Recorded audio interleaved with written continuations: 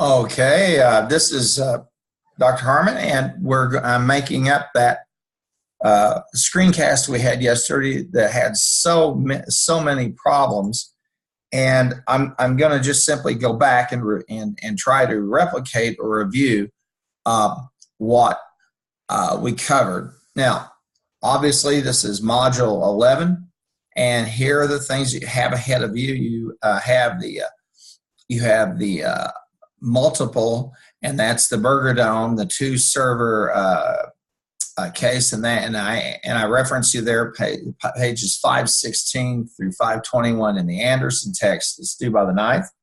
Then we have a quiz from chapter 12 that's due by 5 p.m. on the 9th. Now, as I'd mentioned yesterday in that garbled mess, and I don't know what happened there, I have several resources there for you that help you supplement what's in the textbook about queuing theory, because these are the type of problems we're working with. The problems of people of arrival, people who arrive at a place of business to be taken care of, to be served.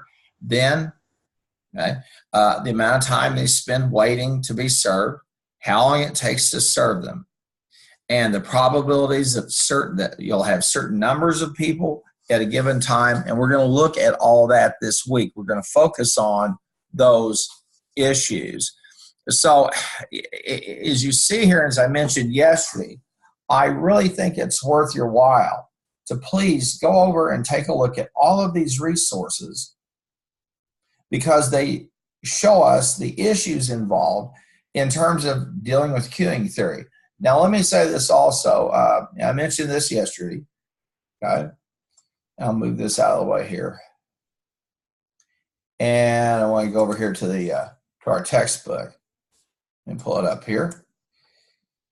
And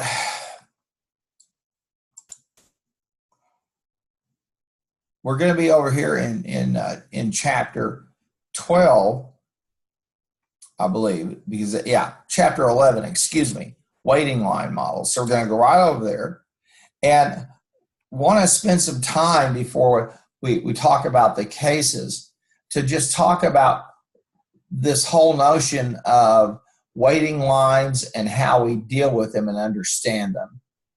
Now, let me say this also. The authors go to great lengths to show you the mathematics that underlie these issues. And the chances are, if you go out to work, you're probably going to be, if you work, you're probably going to have you're either going to have someone who maybe is a consultant, or you may have scheduling software that's really, really, really brought down to a very user-friendly level, but that behind it employs some pretty sophisticated technologies. And I have the cases here for you, obviously, to do some workshop credit. But I am more about you understanding the issue of queuing theory and the issue of waiting lines, because it's so important to a company's ability to build its brand, and to manage its relationship with its customers. That's why over here in Canvas, I have this issue of basic waiting line models and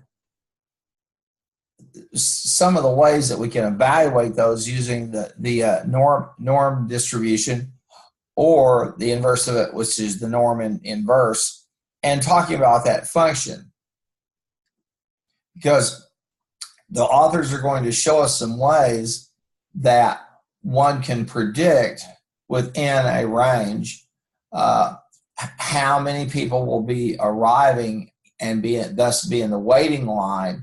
And so you're going to see there's a table, a couple of resources here, and it's almost like if you took finance and you use the time value of money tables, maybe in the back of the book, where you had the interest rate's 5%, the number of periods is 20. And then that's how you get the future value interest factor, or the present value interest factor, or maybe the factor for an annuity. So it's the same it operates along that same principle. We try to look at the probabilities of how probable is it that a certain number of people would show up and be waiting, because it has a very, very important impact on our operations. So let's go ahead, and I'm going to spend a little more time in the text than I normally do, but I think that it's worthwhile that you see this and you understand it, okay? Now, here they give us the basics of the operating characteristics or performance measures. And you can see these 6 pieces of information, all right? And let me say this. As we go through these, as we have with all of these cases, the numbers that we're plugging in, the assumptions that we're making are, when you're out in the real world, will be based upon industry standards, the company's history, and maybe some combination of the two of them, okay?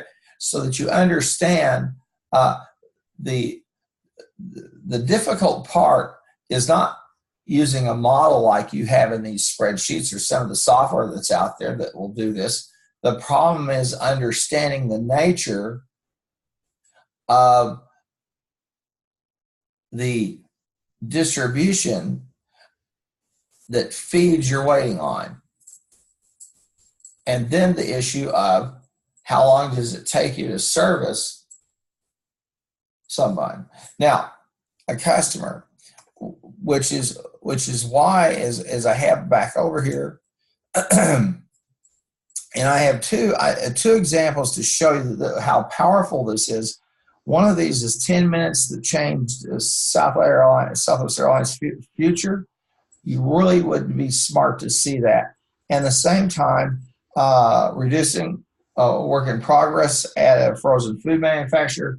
They're handling perishable products, and that WIP means work in process means we're getting it ready to ship it or whatever we're doing to it. And then Starbucks, waiting time and lean operations, and some basic waiting line models. And so I want you to, I'm more about you understanding this than being able to kerplunk a bunch of statistics or do a bunch of calculations. All right, let's take a look here over in the chapter, and he gives us the operating characteristics, and he gives us the structure of a waiting line, and he talks about a single server waiting line.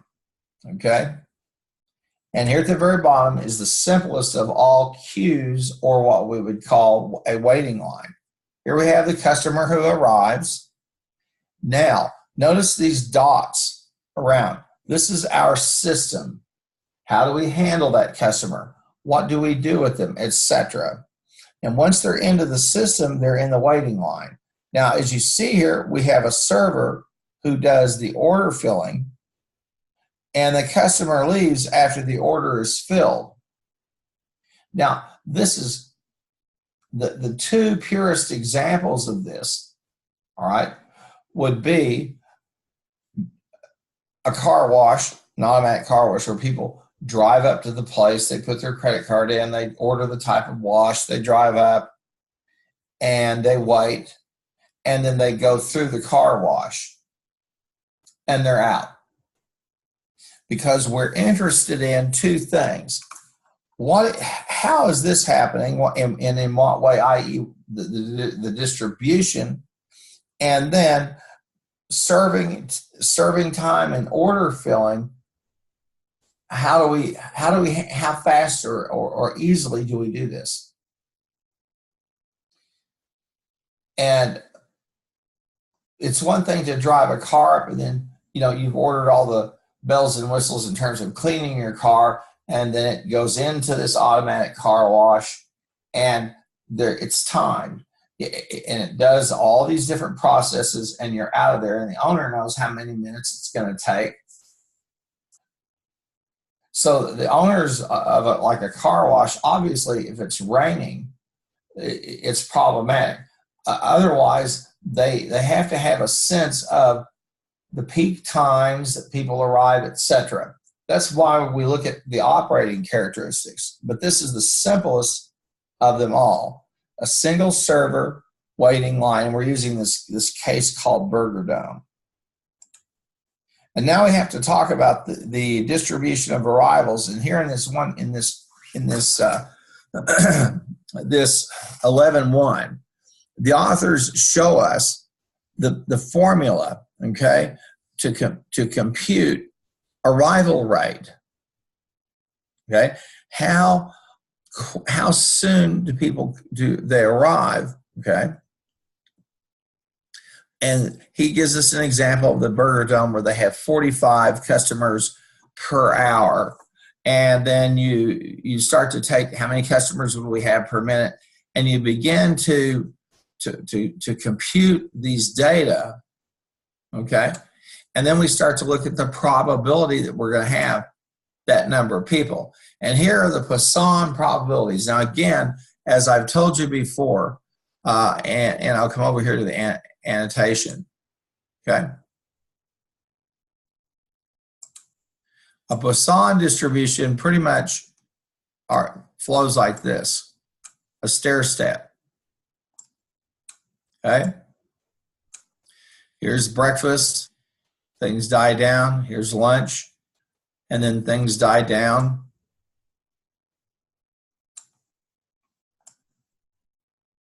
And there's dinner.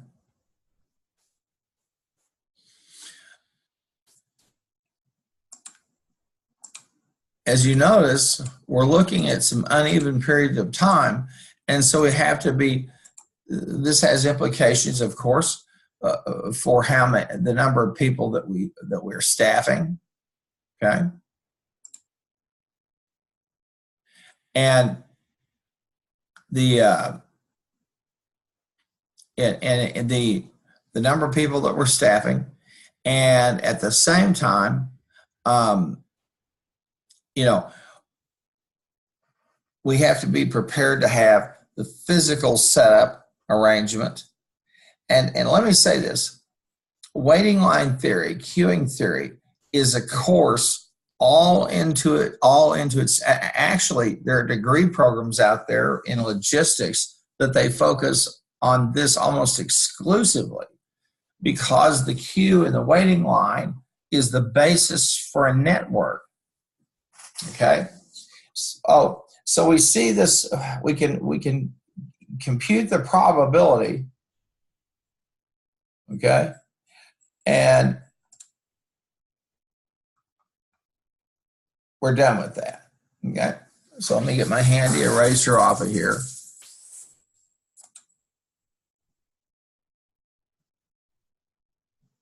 Okay. And I'm going to put the spotlight on this. And you can see 5 or more arrivals, 4, 3, 2, 1. And then they begin to show us the distribution of service time, the mean number of units that can be served per period. This would be could probably be per hour. And notice, all right, that we look at the probabilities and we use the eigenvalue, that's that E, okay? And we use it to standardize everything, so we come up with some estimates that are useful to us. Then we talk about queue discipline. Again, this is a first come, first serve environment. That's like most of them. And then you talk about the steady state operation versus a transient period. And they introduce us to a single server waiting line with Poisson arrivals and exponential service times. Okay? And we're trying to figure out, and we'll go back up here, and we're talking about those single service, those arrival times. Okay? And then also the number of the service time.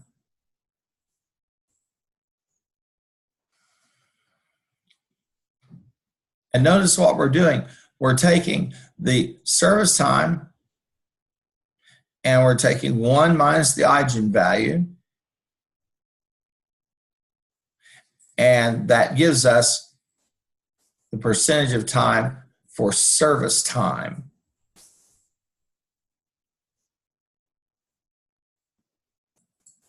And the authors give us the verbiage here in terms of the mathematics. Let's move on from here. And of course, he computes for us the probability there are no units in the system, the average number of units in the waiting line, the average number of units in the system, times the time spent in the waiting line, and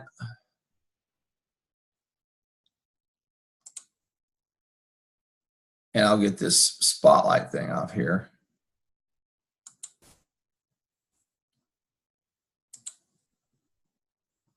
And I get that. Oh, there we go. Now, again, the probability that we have n number of units, and we just basically, he shows us the math for that. Now, he comes down here, and in this figure, right above table 11.2, he shows us the mathematics in terms of the operating characteristics, the arrival time, and the number of customers that we could serve, how long it takes.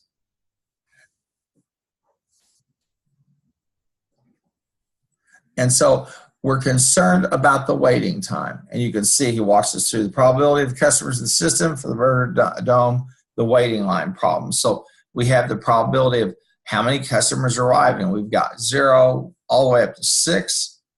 Then we have 7 or more. It talks some about the manager's use of waiting line, okay? And there's some good things in there, but as I said Monday, often businesses will try to find a way to deflect the time that the customer has to spend waiting. Doctors' offices give you a whole bunch of magazines to look at. If you go to a restaurant, that might say, would you like a starter, i.e. an appetizer? Would you like something to drink? Why? Well, while you're imbibing, they're cooking the food, and that buys them a little bit more time. And then they talk about improving waiting line operations. And then we get the operating characteristics for the burger dome system. Now, notice what we've got. We got the probability of no customers in the system, the average number of customers in the system, okay? The average number of customers in the waiting line, the average time in the waiting line, the average time in the system, the probability that a customer has to wait, and the probability that 7 or more customers are in the system. You can know you notice those probabilities get smaller as you have more people who are coming into the system. Now, the authors give us the Excel, and this is the single, this is the burger dome, this is from the single, and they work out all the mathematics for us here.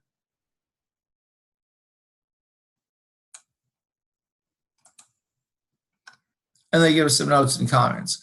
I want to flip back over here now, and let's talk about the single burger dome and that problem and that key. So I'm going to click on here,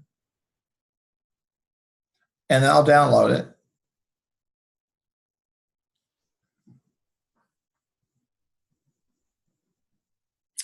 And we'll take this up here and we'll enable the editing. Now I have given you some tasks to perform. Let me get this scooted over here. And I ask you to use the goal seek, to obtain a probability that an arriving customer has to wait 0.55. 55% of the time they got to wait by changing the service rate, okay? And this is going to be, this is the raw problem we're presented with, okay? And we haven't done there's no economic analysis done there yet. But then we're going to look at the wait time scenario number 1. And I'll just drag this back over here again. Now, the probability that a person has to wait, and that's going to be C. And we'll get our cells set up. So that's going to be C18, 18. Pardon me, C18. And we're going to change the service rate, which is B7. Now, this is a lesson for us. This would be much easier if I'd gone in and used the name manager, but that's okay. So we're gonna do the goal seek. So we're gonna click data, and then we'll come over here, and we're going to see on data, and we see the should have the scenario. Here it is, the what if analysis. Okay, and I'm going to do goal seek. All right, now I want to set a cell, and I want to set the cell.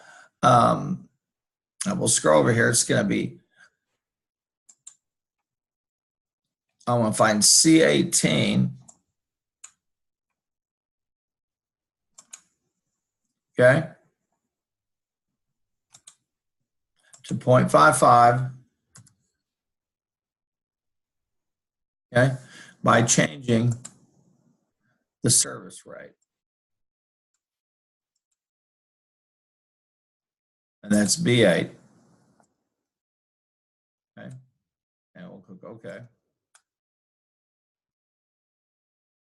And we get an answer. And what that shows us is we're going to have a service rate of 1.36, and this is probably going to be minutes. And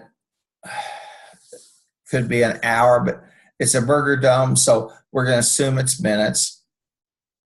To handle we're going to have a service time rate of 1 minute and 37 seconds if we have a 55% probability that we have a person waiting in line. The more people we have waiting in line, okay, the more difficult this becomes. Now, I'm just going to do something here, all right? And I'm going to change the probability of arriving. I'm just going to change this right here, okay? And notice it's B7 over B8. And we have the arrival rate divided by the service rate. That's how we get this, right? And I'm going to do the arrival rate. Let's put the arrival rate at, I don't know. We can increase it up to 0. Let's put it at 0.90. Let's see what happens here. Okay. Now notice I've increased the arrival rate. There's 90% chance that someone's arriving. I haven't. My probability in terms of a person having to wait has now gone up to 66%. So there's not all that. Once you start to kind of get a feeling for this, the operating characteristics are almost like constraints for all intents and purposes. Okay, then we have the wait time scenario 2. Okay, and we'll drag this up here. Okay. And this is the second one, and we want to see the probability that an arriving customer has to wait 0.35 by changing the service rate. Okay, and so we're going to just simply we're going to use the goal seek again. Okay, so we'll click on, we're on data, so we're just going to go over here and get the goal seek and the what if analysis, and I want to set the cell, okay, C18 to 35 by changing the cell for the service rate. And you say, okay, what's the deal here? Well, service rate, if you remember back when we started, we looked at that single burger dome, we looked at the model. And the rate by which we serve people as they come into the system, and the rate by which we serve someone or some task or operation is performed, the faster we do it, the less likely it is that we have someone waiting. Okay, that's just common sense. So a lot of this is just simply common sense, but using the underlying math and building a model. And so we'll click OK. Now we've got a solution. And so the service rate, we have to have a service rate of 2.1401. So we really have to up our games in terms of our service to reduce the probability that somebody's waiting.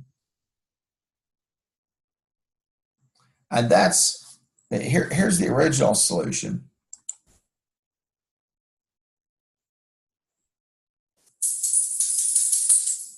And notice, as we have a service rate of 1, and then we have the probability in it, you can see all of these other probabilities and the averages.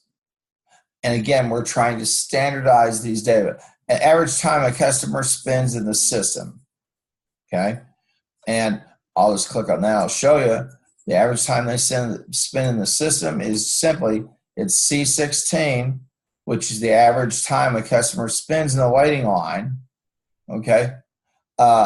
And that's +1, and that's divided by the B8. And you remember we saw the formulas where we were using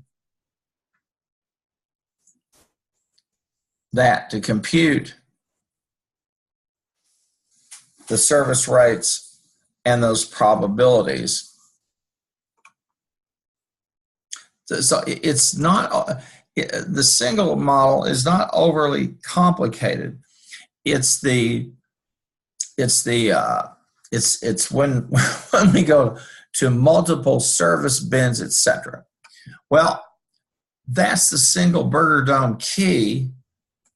And so we know we have some things to shoot at and to look at. Now, I want to go back for a moment and again walk you through, as the authors have built us through, waiting lines and operating characteristics.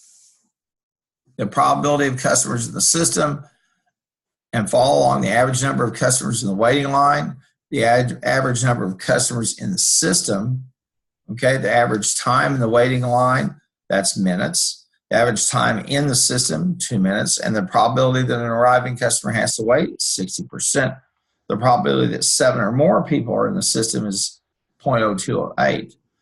That's when you're at Burger King and suddenly a busload of kids show up and get off the bus. Or, you know, there's a bus, kind of a limo bus pulls up and it's a bunch of people on a sightseeing tour. They all want to come in Burger King and eat. So you get those rare situations. You have a whole bunch of people come. And you do need to be prepared for that. But here's one of the dynamics with all this. And I talked about this with you, with everybody yesterday. Understanding the nature of the arrival. If we assume they come in a Poisson distribution, in other words, I have a rush hour and then things kind of drop off, a rush hour and things kind of drop off. That's pretty typical. So it has implications for me in terms of the number of people I have working as servers, the number of people, and how my strategy or tactics for dealing with the amount of time people wait in a line, or they have to wait to get their food served. So this single case opens up that vista for us, and of course they show us the math for figuring all that, but we have the model there.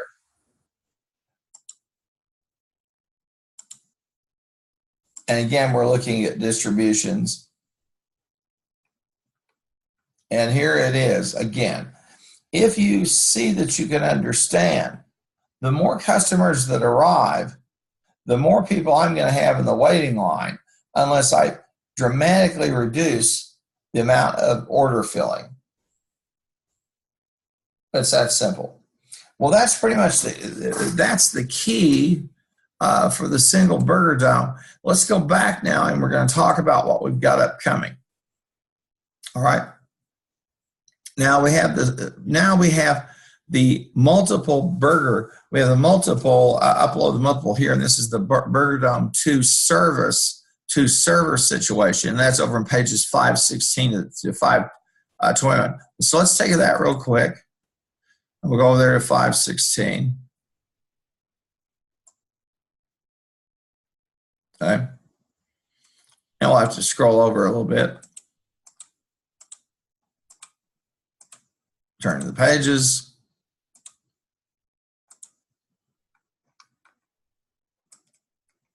And we see the multiple server.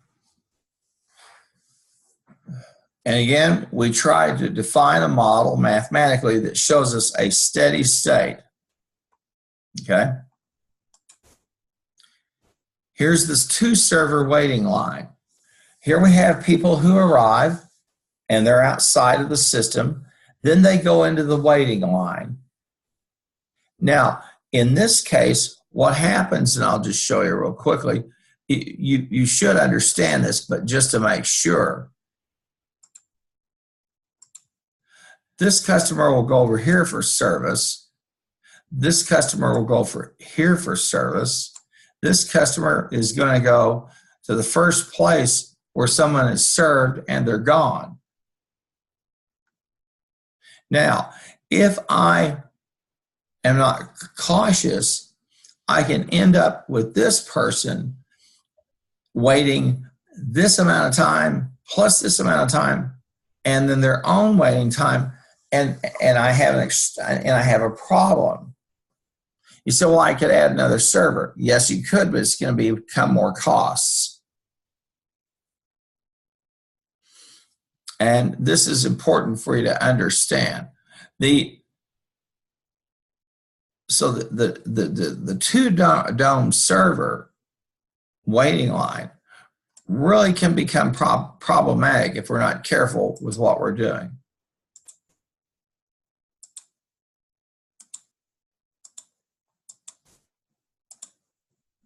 And my little right there we go.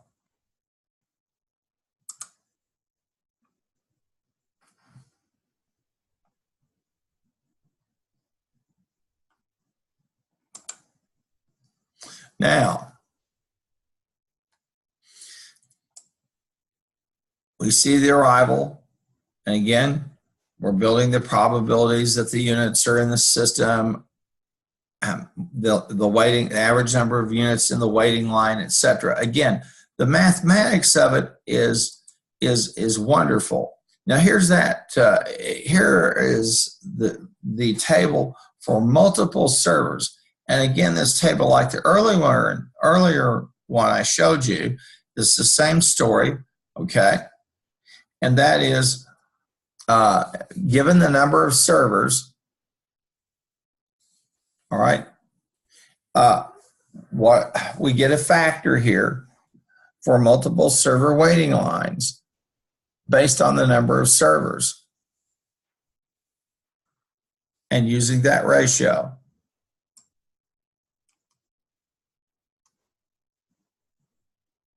And they show us for the k equals 2 model, etc. So again, this table lets us look at that ratio and the number of servers and say, okay, these are the values for the Poisson arrivals with exponential service times.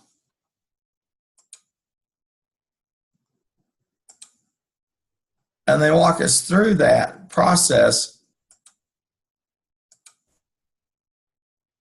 Now, before I go and talk about the economic analysis of these waiting lines, let's go back and take a look at what's going on, okay? We have a customer who arrives. Then they go into a waiting line. We have 2 servers. If we have only 2 people in a waiting line, we're gold. If we have 3 or more, we're not so gold because we've got people waiting. Now we have to, the practicalities of this is I've got to staff this. I've got to have enough space to do this. Space in terms of the ability to hold customers, space in terms of being able to have the supplies, materials, etc. on hand to perform the job. And this, and I've been using we're using fast foods here, but this could be moving parts as you build an automobile or components. The waiting line theory is a very, very powerful theory because it helps us understand issues around our staffing, our budgeting, how do we manage the relationship with our customer, how long will they wait.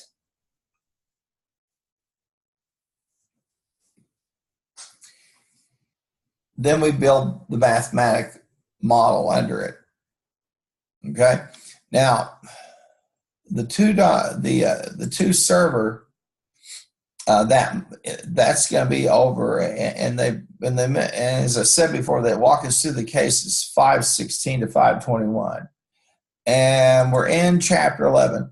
So we can go over here, and we'll get the Anderson files. Now I have them on my computer. You'll have to download them from Canvas. All right. And let me get over here. Here are my Anderson, there are my Anderson files. And I'm going to get chapter 11. I'm going to drill down here. And I'm going to get the multiple. Okay.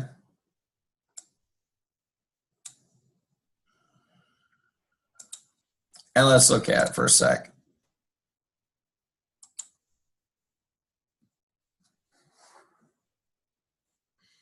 And I'll move this here for a moment.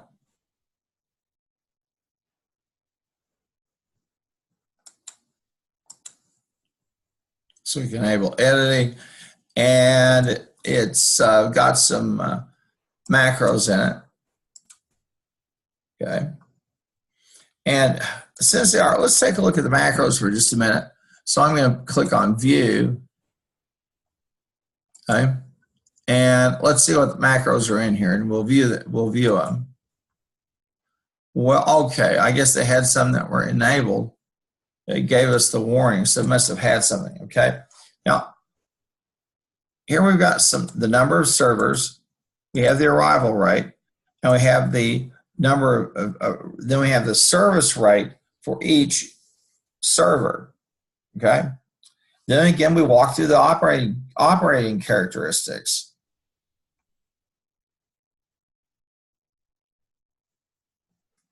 Okay. Now this dynamic has changed a little bit, and I'm going to ask you. We'll go back up to the. I'm asked to upload it, and here is the upload and the problem or the question. I ask you to use the multiple from the student file. I ask you to use goal seek, okay, to get a probability of 0.12 that an arriving customer has to wait by changing the number of servers. And then use the goal seek to obtain the probability of 0.04 that an arriving customer has to wait by changing the number of servers. Okay, so we're going to see if we change that number of servers, what do we get? in terms of the probability that someone who arrives has to wait. And we're going to do that by changing the number of servers. And we saw that in the Excel file. Here we are. Now, it's okay. Well, this sounds like I just add more service lines to get where I need to go. Well, let's go back here for just a moment to the introduction.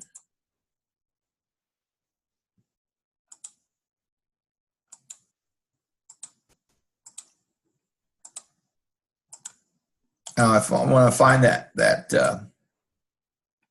nice little graph,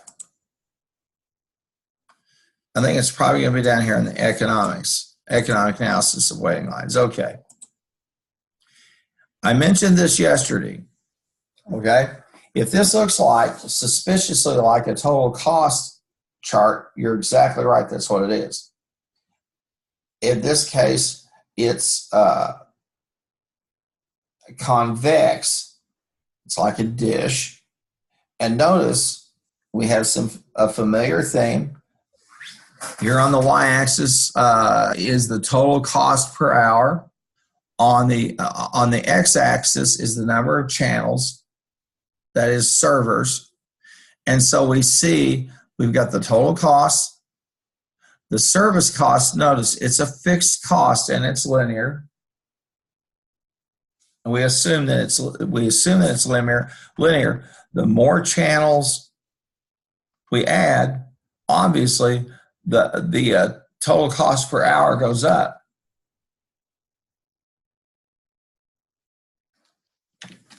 Then we have the waiting cost. And as I mentioned yesterday, when we're in the process of optimizing, we're always thinking like this. Here's the sweet spot.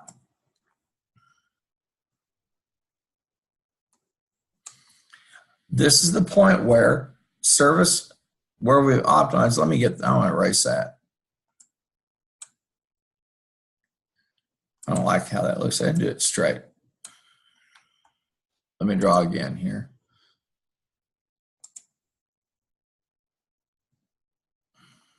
We'll go right through the intersection. There we go. Now, notice that we have an optimal spot on the total cost curve. Through economy of scales and so forth, and I'll just drawing off. And through economies of scale, I'm going to put a spotlight in this, so it's going to be easier to show you. In using economies of scale and the learning curve, we can reduce the total cost down to this point because we reduce the waiting costs. Now the service cost is linear. So we look for that sweet spot, I'm sorry. I'm joking around just so you hear. But where we have the lowest total cost.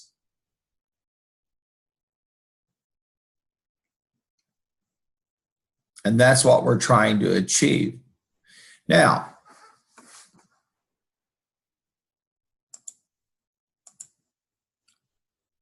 I want to draw, and here we know that conversely, that we have a marginal revenue that builds up to a certain point. And then because of the law of decreasing returns, the law of budgets, etc., we know that we hit a sweet spot here in terms of the marginal profit or marginal revenue. In fact, what we're really talking about here is the marginal net revenue. And from there on, it's downhill. So you say, so this is really, we're using the probabilities and all these formulas and blah, blah, blah, is to try to manage try to use that information to get us to this sweet spot where I'm getting the highest marginal revenue per unit, where I've got the total cost per unit at its lowest, and that's my highest level of profitability. Now I can try to shift this service cost to the right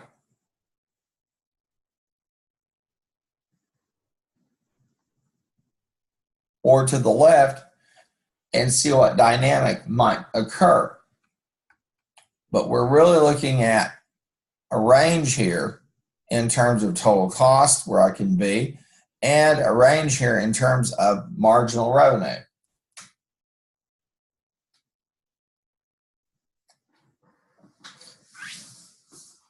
Okay, now I'm going to close that one off. And I want to take us back over to the problem, and let me get the annotator and erase these.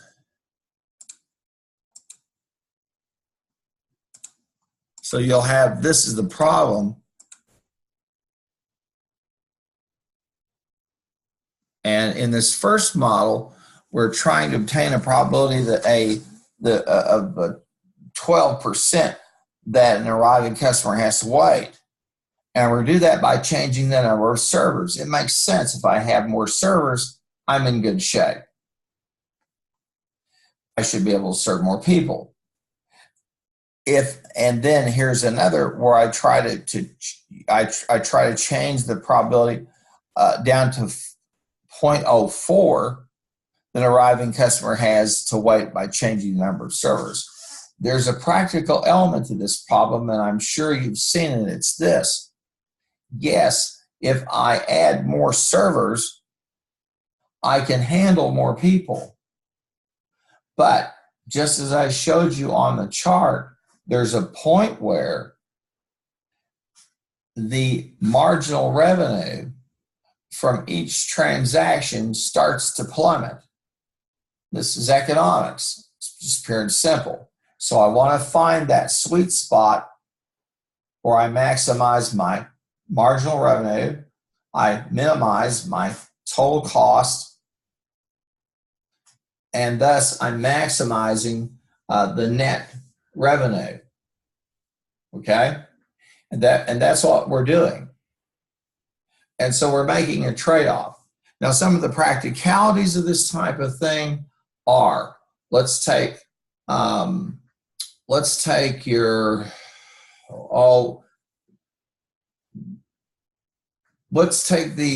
car wash. If you have a state-of-the-art car wash that can do everything, how fast it can do everything becomes a critical issue. So let's say you're looking at two different units. You own car washes and you're going to open a new store, and you both of them do the same thing, but one does it a little bit faster. You're going to choose the one that does it faster for a very simple reason. You want the cars flowing through there, and they're going to come and crush you at, it's usually going to be 8 o'clock in the morning, people are on the way to work. It's going to be sometime at noon when people are going to lunch. It's going to be sometime in the afternoon around dinner time when someone's headed home. People tend to do that. And so you've got to be able to handle that.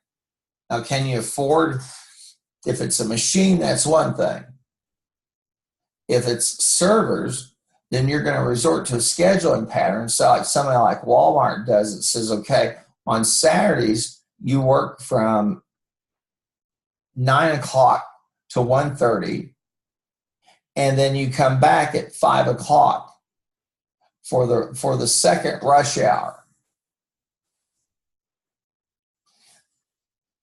That Poisson distribution, folks coming in, and then there's a lull, and then you build back up, etc. we see these types of problems also when we're in continuous production mode. Like, for example, electricity. Everybody turns their lights on at a certain time of day or around that, and they turn them off at a certain time of day. So the demand for the electricity goes up. When the temperature's high, people will turn their fans up. Then when it starts to get cool, or at nighttime, they'll bring it down, that type of thing. And this shows us one of the great challenges, especially for people who work in a retail environment in which you are living or dying on the speed, not only how well the food tastes, or it appeals to a wider clientele, but also how much space should I use. And so when you go into a place like a Burger King or a Carl's Jr. or any fast food outlet, think about the incredible challenge they have of that limited amount of space to which to store items, to work and prepare meals, and to have for people sitting. Now, those outlets tend to focus a lot of energy on how fast can we get people through how fast can we get people through the drive line. Why? Well, it's cheaper to have them sitting out on the surface of a parking lot than it is to have them come inside and have to have air conditioning and chairs and all that stuff. So that's really the challenge that we have facing us. Okay, now I'm going to get rid of this. And let's see what we got going on here. I'm going to take a look there. And again, I wanted to alert you to all of these resources that you have, okay? I have resources just basically on understanding queuing theory. And then I have three practical examples: an airline, food manufacturer, and Starbucks. Then some basic waiting line models, the Poisson distribution, and then some of the statistical stuff like the Excel normal distribution function. Okay. And then we have the norm dist, and then we have the inverse of that. And then I have some information about the Excel norm inverse function. So this is a very, very weighty and important chapter. I'm going way past 50 minutes, I would anticipate. But here's the deal, okay? If you see this, you can take this model where we've been talking about a burger dome, and you can translate it up almost to, you can take it and put it into a factory setting. And you have the same issue as you have a part or a component arrives at the next workstation, etc., ad infinitum. So it's an exceptionally versatile type of a tool. All right. This is also, you could look at this and saying, I could take this and apply this. I'm in the construction business, and I buy some land outside of Shawnee, and I start to advertise that I'm going to build homes. All right. Now, the bank will probably lend me the money to build one house or maybe 20 at a time if I have the longevity and credit worthiness with that bank, knowing he's going to build the home, and he has a real estate agent who works with him, and she's going to sell that home in less than 2 weeks. And it just becomes like a factory. And the next time you go out looking in a new suburb, you're going to see that. And today, the challenge for people like folks who take construction management degrees, say like at OSU, which are outstanding programs. And I'll tell you, it takes brains to balance getting these houses built, get them sold, get the capital, and start that process again. Just even the internal issues of getting the material in, getting the house built, etc. Again, this model, the queuing theory, comes into great stead. Well, I've talked you to death, and so we'll look at this some more. We'll look at the resources, and we'll do that on Wednesday. Again, my apologies about what happened yesterday. It was just simply a technical glitch, and there really was not much I could do about it. So we'll stop the share, and I'll get up here and end the meeting. We'll stop the recording.